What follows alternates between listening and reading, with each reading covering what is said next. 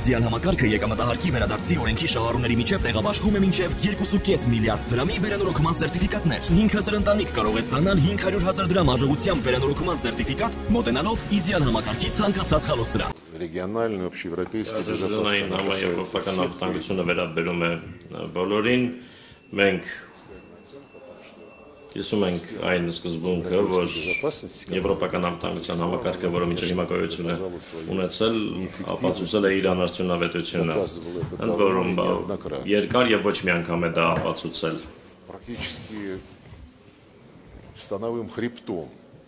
Գործնականում անվտանգության ոլորտում առկա կառույցների կենտրոնում եղել են Եվրոատլանտյան կազմակերպությունները։ Եվրոպայում անվտանգության համագործակցության կազմակերպությունը որպես ոլորտային կառույց, իսկ որպես կառույց, որը որոշեց չնայած ԵՀԿ-ի ստեղծմանը պահպանել, ամեն ինչ անել, որպեսզի պահպանի իր գերիշխող դիրքերը, չփոխանցելով համապատասխան սկզբունքների սահմանման եւ կիրառման սկզբունքները ԵՀԿ-ին, այլ պահելով իրան, ապա դա հյուսիսատլանտյան դաշինքն է։ Վերջերս նաև Եվրոպական միությունը նույնպես պետք է լինում դիտարկել որպես Եվրոատլանտյան կառուցվածքի մաս, քանի որ ՆԱՏՕ-ի հետ ստորագրել է համաձայնագիր, ՆԱՏՕ-ին է պատվիրակել իր լիազորությունների մի զգալի մասը անվտանգության ոլորտում, դրան զուգահեռ զբաղվում է իր Եվրամիությանական ռազմականացմամբ, միլիտարիզացիայով, այդ անվտանգության կառույցների համակարգը, որը դեռ պահպանվում է, բազմիցս չի անցել ամրության փորձությունները, հիշեցնեմ, որ 1999 թվականին Ստամբուլում ԵՀԿ-ի գագաթնաժողովի ժամանակ ընդունվեց ընդլայնված փաստաթուղթ անվտանգության անբաժանելիության մասին, որտեղ ասվեց, որ որևէ երկիր, որևէ կազմակերպություն տարածաշրջանում, ԵՀԿ տարածաշրջանում իրավունք չունի հավակնելու, որ ամբողջ տարածքում ԵՀԿ-ի տարածաշրջանում կունենա գերիշխանություն, եւ այդ սկզբունքը բառացի կրկնվել է եւ վերահաստատվել 2010 թվականին Աստանայում ԵՀԿ-ի գագաթնաժողովի ժամանակ, որից հետո մենք ձգտում ենք հասնել նրան, որ այդ սկզբունքը պահպանվի մեր արևմտյան գործընկերների կողմից, այն առումով, որ նրանք իհեճուկս բոլոր այդ ընդունված ստորագրված, բարձր մակարդակով ստորագրված պարտավորություններին շարունակում էին ՆԱՏՕ-ի ընդլայնումը դեպի արևելքի, իհեճուկս մեր բազմաթիվ նախազգուշացումներին այն մասին, որ դա ստեղծում է անվտանգության անմիջական մարտահրավերներ սպառնալիքներ Ռուսաստանին եւ հակասում է անվտանգության անբաժանելիության սկզբունքին։ Մեզ պատասխանում էին, որ այո, հավատարիմ ենք մեր անվտանգությունը ուրիշների անվտանգության հաշվին չավելացնելու պարտավորությանը, բայց դա քաղաքական պարտավորություն է։ Իսկ երբ մենք ասում ենք եկեք այդ քաղաքական պարտավորությունը կոդավորենք, դարձնենք իրավաբանորեն պարտադիր։ 2008 թվականին դեռ մենք առաջարկեցինք պատրաստել եւ տարածեցինք նման պայմանագրի նախագծային տեքստ։ Մեզ ասացին ՆԱՏՕ-ի անդամները շատ շնորհակալություն, բայց իրավաբանական երաշխիքներ անվտանգության կարող են տրամադրվել բացառապես ՆԱՏՕ-ի շրջանակներում։ Երբ հարցրեցինք իսկ ձեր նախագահների ստորագրությունները, ասացին ոչ, քաղաքական պարտավորություններ են եւ դրանք առանձնակի նշանակություն չունեն։ Այդպիսին է վերաբերմունքը ամենաբարձր մակարդակում ընդունվող փաստաթղթերի նկատմամբ եւ այդ ժամանակից ի վեր մեր հյուսիսատլանտյան գործընկերները քանիցս ապացուցել են, որ հենց իրենք են ուզում գերիշխել եւ որ որևէ ԵԱՀԿ իրենց պետք չէ դա զուտ քող է թաքցնելու համար իրենց իրական մտադրությունները չղարշե բարձր կարգախոսների ներքո թաքնվելով։ Եվրոատլանտյան կառույցների տապալված հաջորդ փորձությունը եղավ Կոսովոյի անվտանգության միակողմանի հռչակում, այն ժամանակ մեզ ասացին, բայց մի անհանգստացեք, որովհետև դա ՄԱԿ-ի կանոնադրությամբ նախատեսված ազգերի ինքնորոշման իրավունքի իրականացում է։ Հիշեցնեմ, որ երբ այդ միակողմանի հռչակումը անվտանգության տեղի ունեցավ, որևէ ռազմական գործողություններ չկային որևէ փաստարկներ, որ պետք է փրկել մարդկանց, պարզապես այդպես ուզեցին, եկել էր ժամանակը, իսկ երբ 6 տարի անց кровавого путча, который հեղաշրջման պայմաններում, որը նեոնացիստները Ուկրաինայում իրականացրեցին եւ անմիջապես իրենց կուրսը հռչակեցին ամեն ռուսականը ոչնչացնելու մշակույթի, կրթության եւ այլն, երբ իրենք զինված խմբեր ուղարկեցին Ղրիմի խորհրդարանը զավթելու համար, իսկ կրիմցիներն ասացին, մենք չենք ուզում ձեզ հետ որևէ գործ ունենալ եւ չենք ճանաչելու ձեր անօրինական իշխանությունը եւ երբ մեր զինվորականները ծովային զինվորականները ռուսական բազայի Սևաստոպոլում կանգնեցին նրանց պաշտպանելու եւ օգնեցին հանրաքվե անցկացնել, այդ ժամանակ ՆԱՏՕ-ի անդամները ազգերի ինքնորոշման իրավունքը ընդհանրապես անգամ չհիշատակեցին, ասացին, որ դա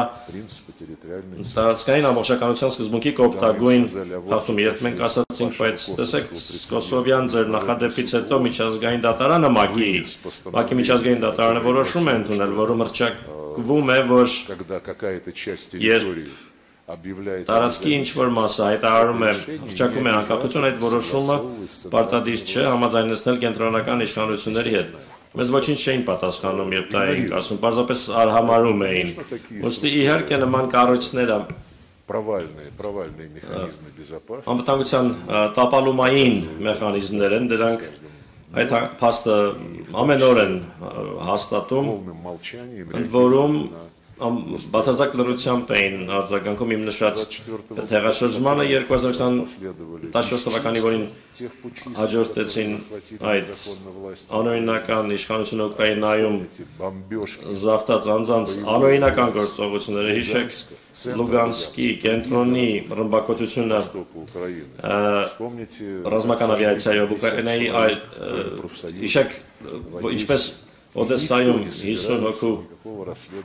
արմիութենականների այրեցին եւ ոչ ոք չէր պատրաստվում որևէ հետաքննություն իրականացնել։ ԵՀԿ-ն ամոթալիորեն լռում է նաեւ ՄԱԿ-ը, ամոթալի լռություն է դա ի պատասխան մեր պահանջների, երբ պահանջում ենք ցույց տալ, թե ինչպես է հետաքննվել այդ ողբերգությունը, որը տեղի ունեցավ Բուչայում, երբ BBC լրագրողները ցույց ովքեր հայտնվել էին իմիջայլոց շատ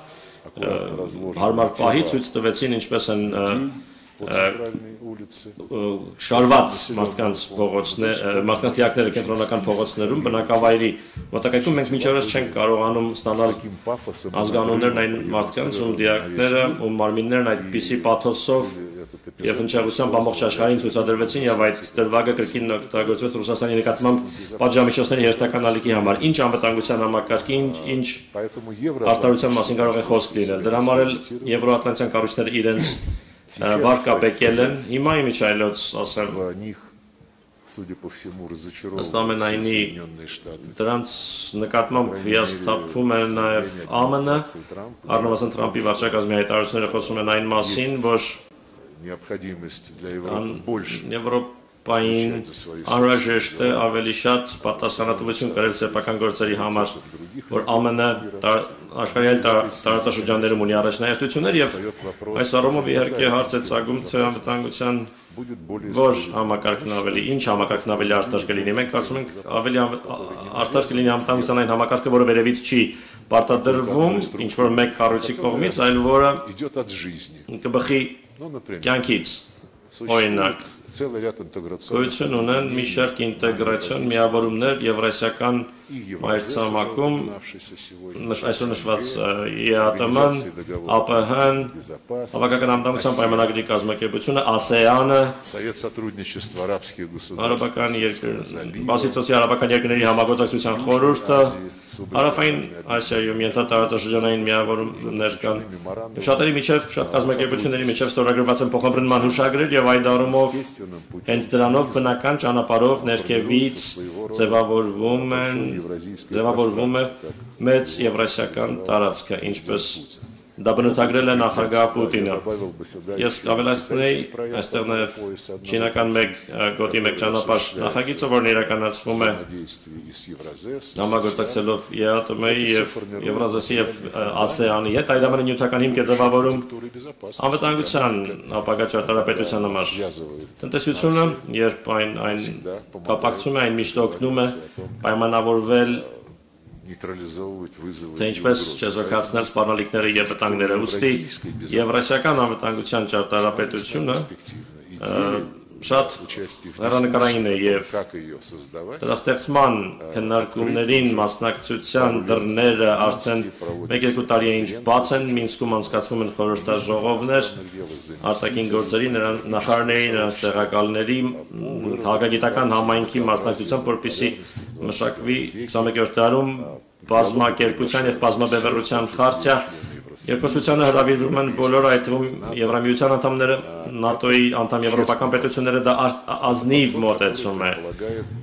Մոտեցումը, որը ենթադրում է համընդհանուր համաձայնեցում հնարավոր ապագա կառույցների, բայց երբ մեր գործընկերները, ՆԱՏՕ-ից մեր գործընկերները իրենց շահի եվրասիական մայրցամաքի արևելյան մասի նկատմամբ իրենց հետաքրքրության վերաբերյալ լրագրողները նախկին գլխավոր քարտուղար Ստոլտենբերգին հարցրեցին, այդ դուք պլանավորում եք ենթակառուցվածքը ՆԱՏՕ-ի տեղափոխել այն ծայրամասեր, այն հեռավոր վայրեր, հեռավոր հարավ-արևելյան ՆԱՏՕ-ն իրեն միշտ դիրքավորել է որպես տարածքային պաշտպանության միություն իր անդամ պետությունների, բայց այսօրվա պարագայում ՆԱՏՕ-ի պետությունների համար տարածքային սպառնալիքը բխում է հարավչինական ծովից Թայվանյան ծովացոցից եւ այլն։ Այլ կերպ ասած, անվտանգության համակարգն ընդլայնելու, համամայրցամաքային դարձնելու ցանկություն ՆԱՏՕ-ն ունի, բայց նա ուզում է դա անել բացառապես իր վերահսկողության ներքո։ Ինչպես ասացի, այնտեղ տեղափոխելով զինվորական ենթակառուցվածք, մինի երկյակ քարյակներ ստեղծելով, դա հայեցակարգի պարտադրանք է, որում հայեցակարգի, որը անթաքույց հակակից չինական բնույթ ունի եւ ունի Ռուսաստանի Դաշնությանը զսպելու բնույթ։ Մեր մոտեցումն այլ է, եկեք բոլորով հավաքվենք, ոչ մեկին ոչինչ չպարտադրելով պայմանավորվենք։ Եվրամիությունը դեռևս այդպիսի ռազմական հնարավորություններ չունի, թեպետ ակտիվորեն զարգացնում է դրանք ռազմականացվելով, լսեցին Գերմանիայի հայտարարությունն այն մասին, որ անհրաժեշտ է կրկին հիմնական միլիտարիստական գերտերությունը դառնալ Եվրոպայում, բայց Եվրամիությունը նույնպես ակտիվ է եւ փորձում է ընդլայնել իր մեխանիզմները նաև հարավային Կովկասում, կենտրոնական Ասիայի տարածաշրջանում։ Մեկ անգամ էլ ասեմ, որ ոչ ոք չի կարող ոչ մեկին արգելել զարգացնել հարաբերությունները աշխարհի որևէ երկրի հետ, բայց դա չպետք է լինի զրոյական վերջնարդյունքով խաղ, չի կարելի գալ եւ ասել եկեք մենք ձեզ կառաջարկենք ձեզ հետաքրքրող նախագծերը, բայց դուք դրա դիմաց դադարեք շփվել մեկ ուրիշի հետ։ Դա մեր սկզբունքը չէ։ Դա սկզբունք է, որը հին ժամանակներից, վաղեմի ժամանակներից բնութագրվել է որպես բաժանիր եւ տիրիր։ Բարձր որ ժողովրդավարական եւ ազատ որևէ բան այդ սկզբունքը իր մեջ չի ներառում։ Ներեք երկար էքսկուրսի համար։